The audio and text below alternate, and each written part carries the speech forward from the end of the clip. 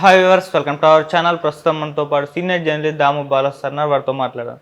నమస్కారం సార్. నమస్తే సార్, లావణ్య రాజ్ తరుణ్ పైన కేసు పెట్టింది. 11 సంవత్సరాలు నాతో కలిసి ఉండి ఇప్పుడు మోసం చేసి ఇంకో హీరోయిన్తో ఎఫ్ఐఆర్ పెట్టుకున్నాడని చెప్పేసి కోర్టులో కూడా ఫైట్ చేస్తుంది. అయితే నిన్న తను సూసైడ్ ప్రయత్నం చేసిందని చెప్పేసి వార్తలు రావడం చూస్తున్నాం సార్. అసలు ఏం జరిగింది? ఇప్పుడు అంటే సూసైడ్ దాకా వెళ్ళే అవకాశం ఎందుకు వచ్చిందంటారు సార్? ఎందుకు వచ్చిందంటే ఒక ఫ్రస్ట్రేషన్ ఆమెకి పెరిగిపోయినట్టుగా ఉంది. ఎందుకంటే తాను కేసు పెట్టింది నార్సింగ్ పోలీస్ స్టేషన్లో. పోలీసులు కూడా కేసు నమోదు చేసుకున్నారు, ఎఫ్ఐఆర్ కూడా అయింది. సెక్షన్ 420, సెక్షన్ 493, 506 ఈ 3 ఐపీసీ కింద. ఇంకా బిఎన్ఎస్ వీళ్ళు చేయలేదు. మేబీ క్రైమ్ అంతకుముందు జరిగింది అనుకున్నారో ఏం తెలియదు. ఏదేమైనా ఐపీసీ కింద ఈ సెక్షన్లో పెట్టారు. సో ఈ సెక్షన్ల కింద పెట్టినప్పుడు అతన్ని అదుపులోకి తీసుకోవాలి. మామూలుగా అయితే తీసుకొని కోర్టుకు ప్రొడ్యూస్ చేయాలి. కానీ వాళ్ళు అతను అప్స్కాండ్ అయ్యాడు, మాకు దొరకట్లేదని చెప్తున్నారు. సో మరోవైపు ఈ అమ్మాయికి రకరకాల పద్ధతులు, బెదిరింపులు రావడం, ముఖ్యంగా రాజ్ తరుణ్ వైపు నుంచి. ఆ తర్వాత రాజ్ తరుణ్కి ప్రజెంట్ గర్ల్ ఫ్రెండ్ అయిన మాల్వి మల్హోత్రా, వాళ్ళ బ్రదర్ మయాంక్, వీళ్ళిద్దరి నుంచి కూడా ఆమెకు వస్తున్నాయనేది చెప్తున్నారు.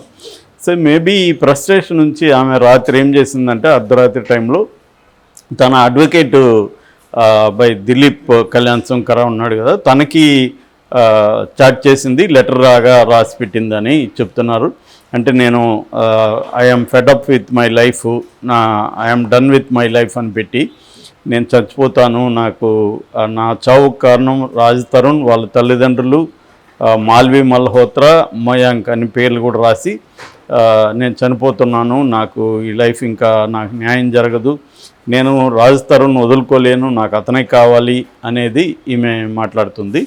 సో దాంతో ఈ కళ్యాణ్ శంకర ఇమీడియట్గా నార్సింగ్ పోలీసులను అలర్ట్ చేశారు, మీడియాకు కూడా ఇచ్చాడు.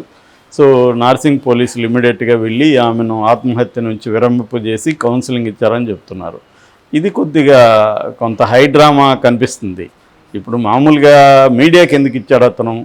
ఇది ముందుగా కాపాడడం వ్యవహారం వరకు ఓకే, పోలీసులు ఇస్తే ఓకే, ఇతను ఎందుకు ఇచ్చాడు? మేబీ ఇదేమన్నా ఒక ప్రెజర్ టాక్టిక్స్ అనేది కూడా తెలియదు. ఏదేమైనా పోలీసులు కాపాడారు అంటున్నారు, కానీ డీటెయిల్స్ కాపాడారంటే ఆమె ఏమన్నా అటెంప్ట్ చేసిందా ఆల్రెడీ, లేదో ఆమె చేయనీయకుండా ముందే వీళ్ళు వెళ్ళి కౌన్సిలింగ్ ఇచ్చారా అనే డీటెయిల్స్ ఏమీ తెలియదు.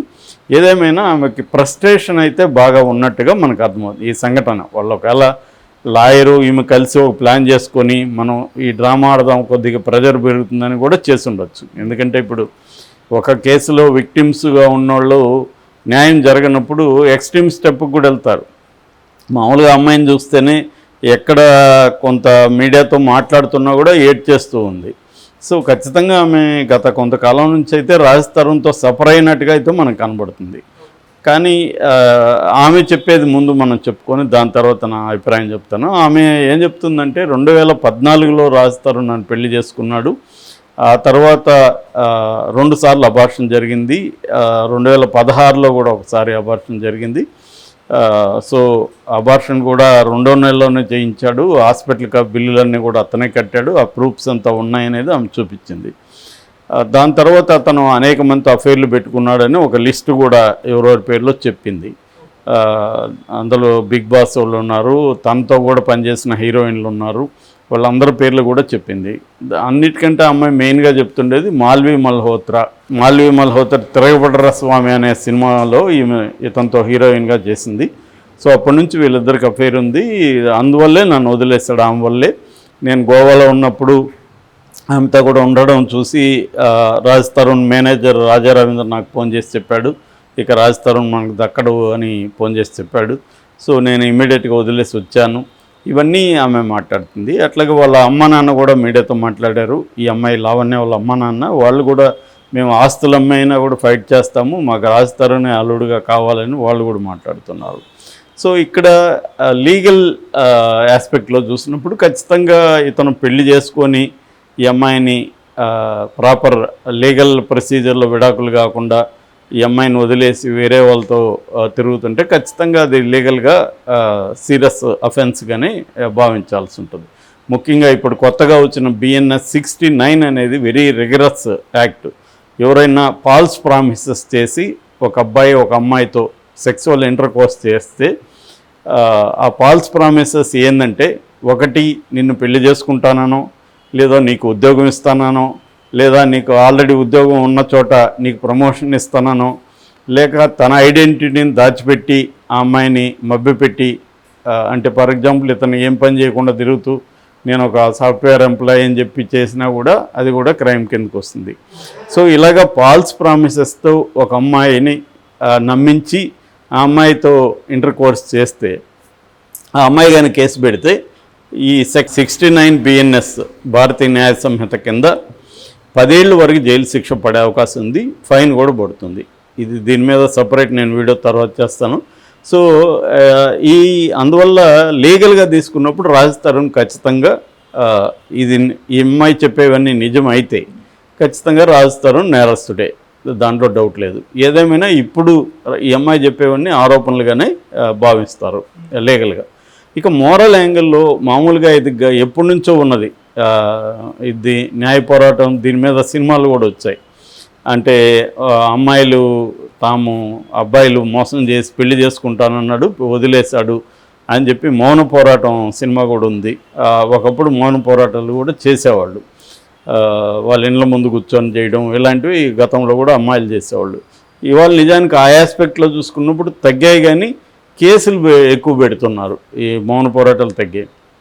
సో ఇప్పుడు ఇక్కడ మనకి కామన్ మ్యాన్కి వచ్చే డౌట్ ఏంటంటే, ఈ అమ్మాయి నాకు అన్యాయం జరిగింది, నేను అతన్ని పనిష్ చేయాలనడం వరకు ఓకే, కానీ మళ్ళీ అతనే కావాలి. ఒక పక్కేమో అతనికి ఇన్ని అఫైర్లని లిస్టు చదువుతుంది, మళ్ళీ అతనే కావాలంటే అతనితో ఈ అమ్మాయి ఏమి హ్యాపీగా ఉంటుంది అనిపిస్తూ ఉంది మనకి. అంటే ఈ అమ్మాయి హ్యాపీగా ఉండదు ఎలాగో, అతన్ని కూడా హ్యాపీగా ఉంచదు. సో ఇప్పుడు మామూలుగా లీగల్గా తీసుకున్నప్పుడు ఒక అమ్మాయి అబ్బాయి కలిసి ఉన్నారు, పెళ్ళి అయిందా లేదని టెక్నికల్ అంశం, కలిసి ఉన్నారు. కలిసి ఉన్నప్పుడు ఆ అమ్మాయితో అబ్బాయి విడిపోవాలనుకున్నాడు. అప్పుడు ఏం జరుగుతుంది, ఎవరికైనా ఆ కారణాలు చెప్పి అతను కోర్టుకి అప్లై చేయాలి విడాకులకి. ఇది కాన్సెన్సస్ కాదు కాబట్టి, ఇద్దరు ఒప్పుకోవట్లేదు కాబట్టి, అది కంటెన్షన్ జరుగుతుంది కాబట్టి కోర్టులో దాని మీద వాదనలు జరుగుతాయి. అతను ఎందుకు విడిపోవాలనుకుంటున్నాడు ఇవన్నీ జరుగుతాయి. అతను ఎందుకు ఇష్టం లేదని అతను చెప్తున్న కారణాలు ఏంటంటే, రాస్తారు ఈ అమ్మాయితో నేను ఎప్పుడో బ్రేకప్ అయిపోయినాను, ఆ అమ్మాయికి డ్రగ్స్ అవన్నీ అలవాటు ఉన్నాయి, సో దానివల్ల నేను ఆ అమ్మాయిని భరించలేకపోయాను అన్నాడు. అది నిజమో కాదు తెలియదు. ఈ అమ్మాయి అయితే 45 రోజులు జైల్లో కూడా ఉన్నింది డ్రగ్ కేసులో. ఫారిన్ నుంచి నేను తిరిగి వచ్చాను, యుఎస్ నుంచి వచ్చి నాకు సికింద్రాబాద్ రైల్వే స్టేషన్లో నన్ను అరెస్ట్ చేశారు, జైలుకి పంపించారు, ఇదంతా ఫాల్స్ కేసు పెట్టించాడని ఈ అమ్మాయి అంటుంది. అతనేమో లేదు, ఈ అమ్మాయి డ్రగ్స్ తీసుకునింది, అందువల్ల నేను ఈ అమ్మాయిని వదిలేస్తానని అతను అన్నాడు. ఈ విషయాలన్నీ కోర్టులో తేలాలి తప్ప మనం దీన్ని జడ్జిమెంట్ ఇవ్వలేము. మనం ఇక్కడ కూర్చొని మొత్తం మనకి ఇన్వెస్టిగేషన్ ఏమీ లేకుండా మనం ఏం చేయలేము. బట్ మామూలుగా దీని నుంచి ఏమి మనం తీసుకోవాలి ఇలాంటి కేసుల నుంచి అన్నప్పుడు ఏంటంటే, ఈ అమ్మాయి చెప్పేవన్నీ కానీ వాస్తవం అయితే ఖచ్చితంగా అతనికి పనిష్ చేయాలి. కానీ ఇప్పుడు ఒక అమ్మాయి అబ్బాయి కలిసి ఉన్నారు, కొంతకాలం తర్వాత ఒక అబ్బాయి ఆ అమ్మాయితో ఏదో కారణాలు కంపాటబుల్గా లేదనో, లేకపోతే డ్రగ్స్ అనో, ఏదో కారణాలతో విడిపోవాలనుకున్నప్పుడు విడిపోయే స్వేచ్ఛ ఉండాలా లేదా అనేది కూడా ఇక్కడ చర్చకు వస్తుంది. అది అబ్బాయి అయినా కావచ్చు, అమ్మాయి అయినా కావచ్చు. ఇవాళ అమ్మాయిలు కూడా ఎక్కువ విడాకులకి అప్లై చేస్తున్నారు, కానీ జరిగినప్పుడు అది కోర్టులో తేలాలి. సో ఇప్పుడు ఇక్కడ ఏంటంటే, ఈ బిఎన్ఎస్ చట్టం కానీ అంతకుముందున్న ఈ చట్టాల్లో ప్రాబ్లం ఏంటంటే, ఒకటి స్త్రీల హక్కుల కోసం, స్త్రీల రక్షణ కోసం ఈ చట్టాలు పెడుతున్నారు, కానీ ఇది కాంటెంపరీగా అనేక ప్రాబ్లమ్స్ని, ప్రాక్టికల్గా కూడా అనేక ఇష్యూస్ని క్రియేట్ చేస్తూ ఉంది. సో ఈ రాజ్ తరుణ్ కేసులో కూడా ఇప్పుడు అతనికి తనకి ఇష్టమైన వాళ్ళతో అఫేర్ పెట్టుకునే స్వేచ్ఛ ఉందని సుప్రీంకోర్టు అనేకసార్లు చెప్పింది. కాన్సెన్సస్ సెక్స్ అనేది నేరం కాదు. పెళ్ళైన ఇద్దరు కూడా వేరే వేరే వాళ్ళతో, పెళ్ళైన ఒక అబ్బాయి వేరే అమ్మాయితో అఫేర్ పెట్టుకోవచ్చు, పెళ్ళైన స్త్రీ వేరే అతనితో కూడా అఫేర్ పెట్టుకోవచ్చు. అడల్ట్ కాన్సెన్సువల్ సెక్స్ అంటే పరస్పర సమ్మతితో సంబంధాలు, లైంగిక సంబంధాలు పెట్టుకోవడం నేరం కాదని సుప్రీంకోర్టు అనేకసార్లు చెప్పింది. సో అట్లా ఆ యాంగిల్లో చూసినప్పుడు ఇతను వేరే వాళ్ళతో 3, 4, 5 మంది పక్కన పెడితే వేరే వాళ్ళతో సంబంధాలు పెట్టుకోవడం అనేది నేరం కాదు. ఎందుకంటే వాళ్ళకి ఇష్టం పూర్తిగానే ఇతనితో వాళ్ళు కూడా పెట్టుకున్నారు. సో ఈ అమ్మాయి ఏం చేయాలి, బేసిక్గా తనకి ఈ మోసం చేశాడు కాబట్టి ఈ అమ్మాయి ఫైట్ చేస్తుంది.